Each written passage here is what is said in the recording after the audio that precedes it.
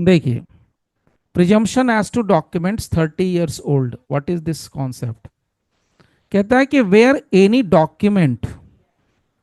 Any document purporting और proved to be 30 years old, मतलब अगर आपके पास कोई भी दस्तावेज है, जनरली क्या होता है, हमारे पास कोई जमीन खरीदे है मेरे पिताजी ने, कोई मकान खरीदा है आपके पिताजी ने, कोई प्रॉपर्टी परचेज करी है, तो नॉर्मली जो प्रॉपर्टीज का मैटर होता है उसमें जो सेल डीड वगैरह है, गिफ्ट डीड वगैरह है, वो सब जो है, वो सब क्या होता है, पुराने डॉक्यूमेंट होते हैं, 30 साल 40 साल पुराने। तो मान लीजिए कोई आपके पास सेल डीड पड़ी हो, आपका जमीन का, खेत का, मकान का, कुछ भी XYZ, तो वो क्या है, वो डॉक्यूमेंट है, और वो उसके बारे में आप कह रहे हो कि डॉक्यूमेंट 30 साल पुराना है। ठीक, या तो आप दावा कर रहे हो, दैट इज कॉल्ड परपोर्टिंग, या उसको प्रूव किया जा चुका है कि हाँ भैया ये 30 साल पुराना डॉक्यूमेंट है। अब इसको अगर प्रोड्यूस किया जाए, this document is produced from any custody which the court in the particular case considers proper. तो कोर्ट में जब इस डॉक्यूमेंट को प्रोड्यूस किया जाएगा तो कोर्ट उसके बारे में क्या सोचेगी? तो कहता है कि कोर्ट को मे प्रिज्यूम करना है, शैल प्रिज्यूम नहीं करना है। So the court may presume that the signature and every other part of such document which purports to be in the handwriting of any particular person, ये सब क्या है, प्रॉपर है। मतलब जो दस्तावेज 30 साल पुराना है उसके बारे में कोर्ट में प्रिज्यूम करेगी कि भाई जो उस डॉक्यूमेंट पर साइन किया हुआ है, उस डॉक्यूमेंट पर जो सो कॉल्ड हैंडराइटिंग है, या सो कॉल्ड एग्जीक्यूशन है, या जो सो कॉल्ड उसके ऊपर अटेस्टेशन है, वो सब कुछ प्रॉपर था, प्रॉपरली किया गया था। देखिए मैं पूरी लाइन पढ़ते रहा हूं। That the signature and every other part of such document comma which purports to be in the handwriting of any particular person is in that person's handwriting, and in the case of a document executed or attested, that it was duly executed, it was duly attested by the persons by whom it purports to be executed or attested।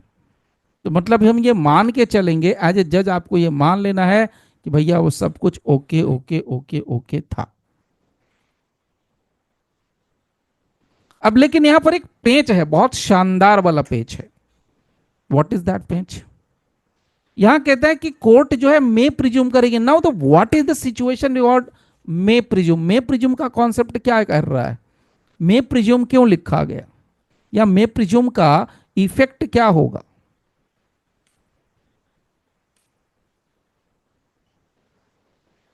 इसका effect ये होगा friends, अगर मे presume लिखा है इसका मतलब ये है कि अगर मान लीजिए मैंने एक दस्तावेज कोर्ट में रखा, मैंने एक डॉक्यूमेंट कोर्ट में रखा और कहा कि जनाब ये मेरा डॉक्यूमेंट है, ये मेरी प्रॉपर्टी का डॉक्यूमेंट है, और आप हैं एडवर्स पार्टी, आप हैं अपोजिट पार्टी मेरे,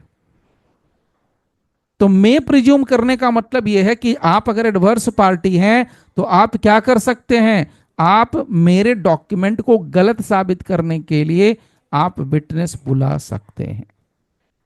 if the presumption is drawn, rebut it by calling the witnesses। यदि कोई गवाह जीवित होगा तो, यानी मेरे डॉक्यूमेंट पर जिस आदमी ने साइन किया होगा, जिसने अटेस्ट किया होगा, अगर वो व्यक्ति जीवित है, मैं दावा जो कर रहा हूं, तो हो सकता है कि आप उसको काटने के लिए इसके अगेंस्ट में एडवर्स पार्टी की हैसियत से आप उन गवाहों को बुला सकते हैं कोर्ट में। ये मे प्रिज्यूम के चलते होगा, शैल प्रिज्यूम में नहीं। So if they are alive और by proving that the signature और हैंडराइटिंग ये सब उसके नहीं है, ऐसा कहने का आपको मौका, यानी अपोजिट पार्टी को पूरा बराबर मौका मिलेगा मेरी बात को काटने का। ये मे प्रिज्यूम के मजे हैं, सब जगह ये मजा नहीं मिलता है, यानी शैल प्रिज्यूम कंक्लूसिव प्रूफ में ये नहीं है। तो चलिए मैं लिख देता हूं, काम की बात लिख लीजिए। एज द प्रिजम्पशन, अब ये सेक्शन याद रखिएगा 92, as the presumption under section 92, 92 भारतीय साक्ष्य अधिनियम is only a case of may presume। देखिए मे प्रिज्यूम, अगर मान लीजिए नहीं भी ध्यान में होगा तो आपको यहाँ पर मैंने लास्ट में हार के मेरे को क्या करना पड़ा, रिवीजन कराना ही पड़ा। अगर नहीं भी पढ़े होंगे, भूल गए होंगे, तो भी आपको मैंने यहाँ पर बता ही दिया। ठीक है। सो मे प्रिज्यूम का मतलब क्या है, the adverse party, the adverse party can, if the presumption is drawn, if the presumption is drawn,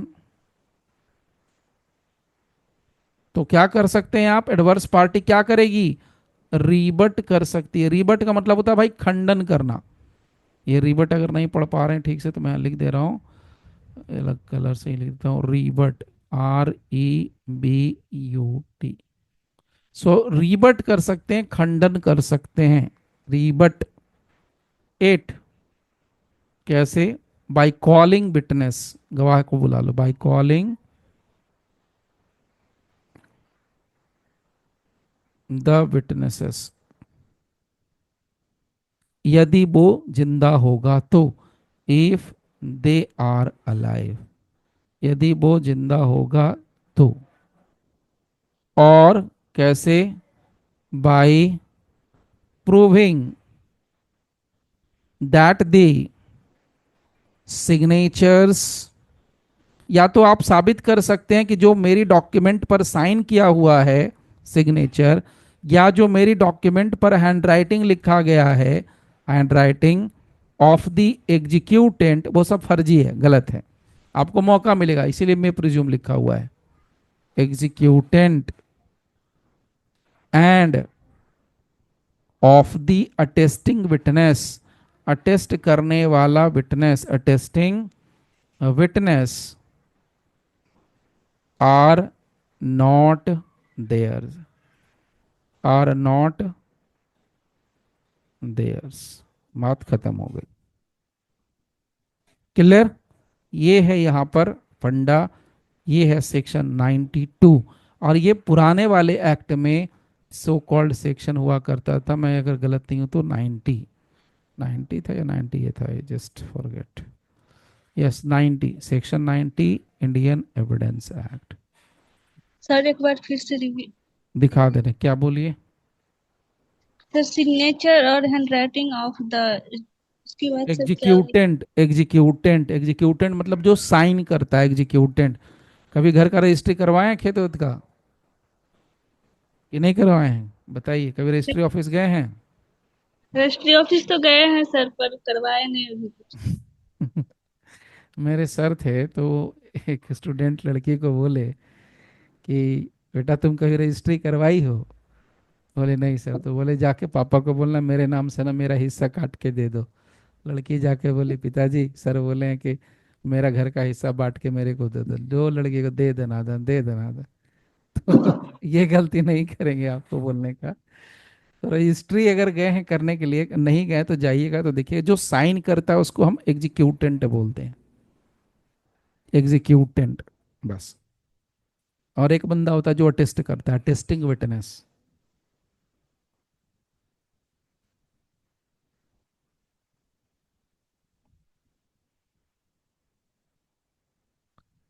यानी कि मे प्रिज्यूम का जलवा ये है कि दूसरी पार्टी को पूरा खुल्लम खुल्ला आजादी है, पूरी छूट है कि जाओ इस बात को काट दो, उल्टा कर दो। यानी सेक्शन सो कॉल्ड 92 इस बात का परमिशन देता है कोर्ट को कि तुम जाके को, यानी जज साहब को छूट है कि जज साहब यहां पर प्रिजम्पशन ले सकते हैं अपने हिसाब से। ठीक है। एक एग्जाम्पल मैं दे सकता हूं ऐसे सिंपल वाला। जज साहब के सामने अगर कोई लड़का और लड़की का बर्थ वो आ गया, क्या बोलते हैं अपना, शादी का सर्टिफिकेट आ गया, मैरिज सर्टिफिकेट, तो प्राइमा फेसाई जज साहब क्या प्रिजम्पशन लेंगे, हाँ भाई ये लड़का और लड़की का फोटो है, सब कुछ है, ये दोनों हस्बैंड वाइफ होगा। अब कोई पार्टी आ गई, मतलब लड़के की तरफ से कोई उसका गार्जियन आ गया या लड़का की तरफ से गार्जियन आ गया, और आके अगर बोल दे यार आप जज साहब हैं, हाँ, और आके बोले सर ये हस्बैंड वाइफ नहीं बन सकता है, ये सब सपिंडा है, दोनों हिंदू धर्म का है और दोनों सपिंडा है, दोनों रिश्तेदार लगते हैं आपस में, मौसी और भतीजा लगते हैं, मासी और भतीजा। शादी कर लिया अपनी मौसी से, तब तो आपके जो पैरों के नीचे जो जमीन है या तो खिसक जाएगी, फिर बोलेंगे ओह घोर कलयुग है, आप यही बोल के चुप हो जाएंगे। तो कहने का मतलब क्या है, मे प्रिज्यूम के कॉन्सेप्ट में आपको एक बात हमेशा याद रखनी है, दूसरी पार्टी को छूट है, आपको भी छूट है, आप अपनी तरफ से जो सोचना है सोचिए। हाँ, अगर दूसरी पार्टी लेके आएगी एविडेंस तो बात खत्म। अब इसके लिए मतलब क्या कंडीशन होना चाहिए, what are the conditions required to fulfilled any document before section 92 और 90 of the Indian evidence act. लिख लीजिए, कंडीशन क्या लगेगा, कंडीशंस अंडर सेक्शन 92 भारतीय साक्ष्य अधिनियम। क्या कंडीशन चाहिए भाई, कंडीशन नंबर 1, जो डॉक्यूमेंट होना चाहिए वो डॉक्यूमेंट क्या होना चाहिए, 30 साल पुराना होना चाहिए। So document must be 30 years old, यानी 30 साल का पुराना डॉक्यूमेंट होना चाहिए। अब ये कोई क्वेश्चन ऐसे पूछ देते हैं, सर 30 साल क्यों लिखा गया था, भाई इसका कोई जवाब फिलहाल नहीं है, उसके पीछे नहीं पड़ सकते हैं।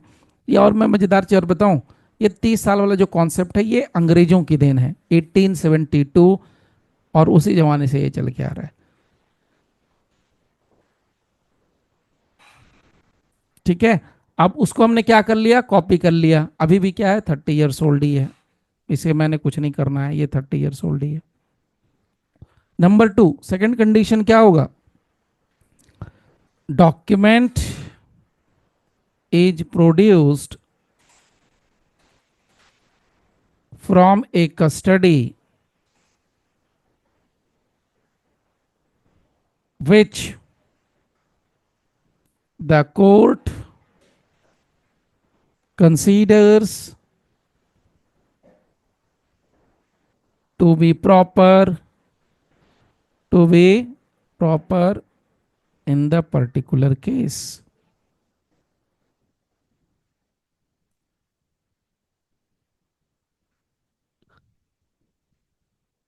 जब ये दो कंडीशन पूरी होगी, मतलब अगर सामने आ गया और जज साहब के सामने, जज है आप मान लीजिए, या जज साहब के सामने आ गया कि जनाब देखिए 30 साल पुराना डॉक्यूमेंट है,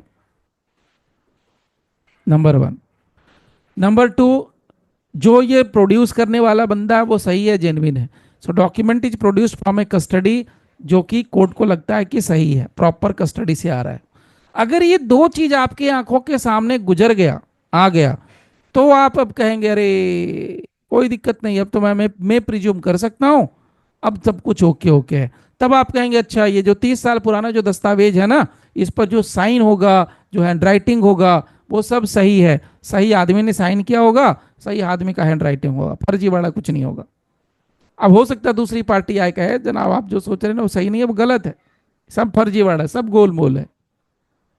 वो गाना सुना है ना, सब गोलमाल है, गोलमाल है भाई, गोलमाल है, तो सब गोलमाल है। That is the point. ये दो कंडीशन पहले पूरी होगी, इसके बाद साहब जो हैं वो क्या करेंगे, मैं प्रिज्यूम करेंगे, बड़े वाले साहब। एक द्वारका कोर्ट का वीडियो आया है, देखा किसी ने, दिल्ली वाले द्वारका कोर्ट का, जज साहब कैसे वकील साहब को डांट रहे हैं पूरा बुरी यस सर, तरीके से। देखे हैं सर। देखे, और ये तो बहुत हाल ही में बने थे, जैसे प्रोबेशन में ही थे। गर्मी कितनी थी जज साहब की, यस। तो गजब की चले गर्मी गए थी। सर, वो दिल्ली हाई कोर्ट ने टर्मिनेशन के लिए लिख दिया सर। हाँ सर, ऑर्डर पास कर दिया उसके लिए। जरूरी है, ऐसे नहीं करना चाहिए। No one is above the law, even you R a supreme court जज, you R A high court जज, no one is above the law. इस बात को हमेशा याद रखना चाहिए, ये लेकिन बात। इतना जल्दी हटा कैसे देते हैं सर, जैसे तुरंत जुडिशियल हटा दिया और फिर हम्म, टर्मिनेशन के लिए भी लिख दिया। इससे ज्यादा तो मैं तो सेंट्रल गवर्नमेंट में है ये सर। सर कोर्ट सर जो है, 12 तारीख का नाम था सर, जितेंद्र सोलंकी साहब। ओ, अब कोर्ट का अपना इंडिपेंडेंट होता है सब कुछ, इसीलिए मत उसको मिलाइए सेंट्रल गवर्नमेंट के साथ। एग्जीक्यूटिव, लेजिस्लेचर और जुडिशरी, जुडिशरी में जो लोग नौकरी करते हैं उनका फंड भी कॉन्सोलिडेटेड फंड होता है, पूरा अलग सेपरेट। कोई जुडिशरी में कोई नहीं पूछ सकता है कि भाई ये बताओ कि भाई तुम जो है हाई कोर्ट के जजेस का अपॉइंटमेंट कैसे करते हो।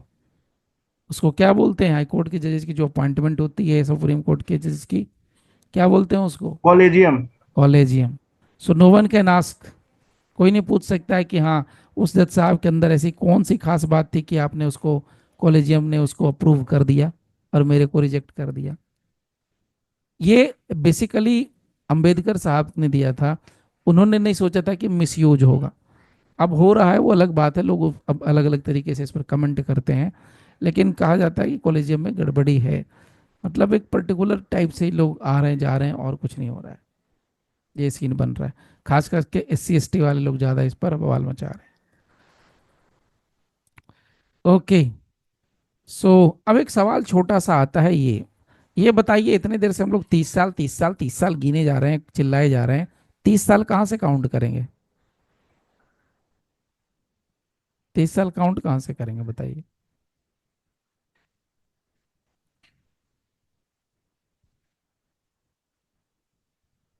बताइए सरकार, आप ही लोग तो सरकार है भाई।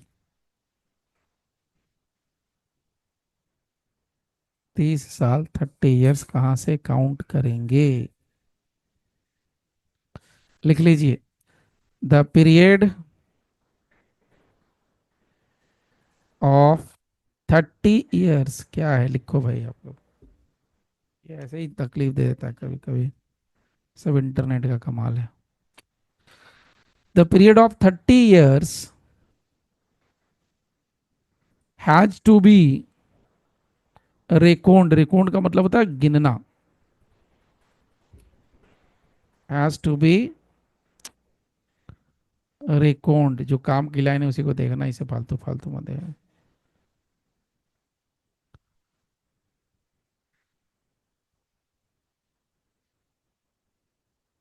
लिख लीजिए, record from the date, from the date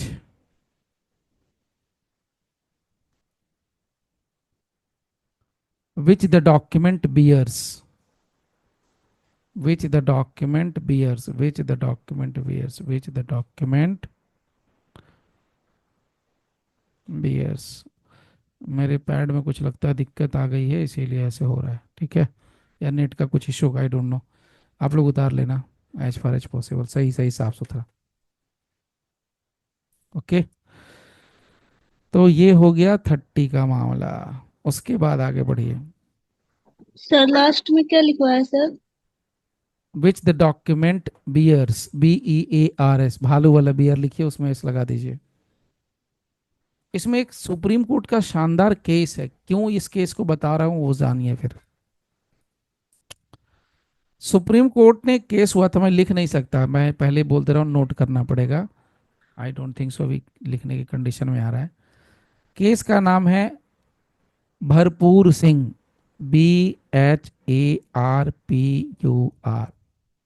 भरपूर, BH, देखते हैं, लेट्स ट्राई, BHARPUR, भरपूर सिंह